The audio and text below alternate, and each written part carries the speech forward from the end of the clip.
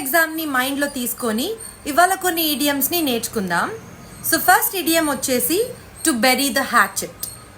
To bury the hatchet. ఇక్కడ 4 options ఉన్నాయి.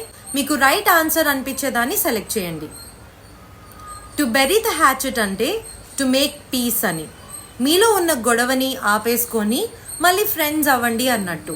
To make peace. మన సెకండ్ ఇడియం వచ్చేసి to gird up one's loins. To gird up one's loins. ఈ ఇడియంకి meaning వచ్చేసి to get ready. To get ready for a job.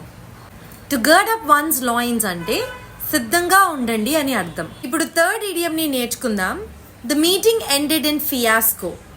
So in ఫియాస్కోకి meaning ఏంటి? ఇక్కడ 4 ఆప్షన్స్ ఉన్నాయి. కరెక్ట్ ఆప్షన్ని సెలెక్ట్ చేసుకోండి.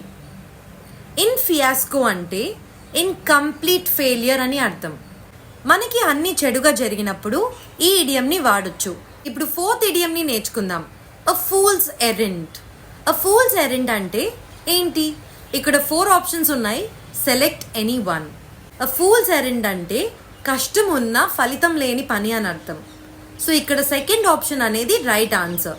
అ task or activity that has no hope of success.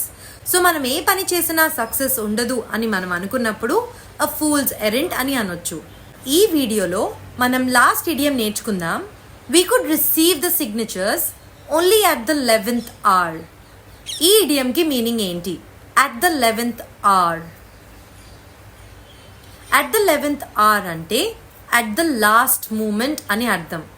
చివరి నిమిషం అని అంటాం కదా.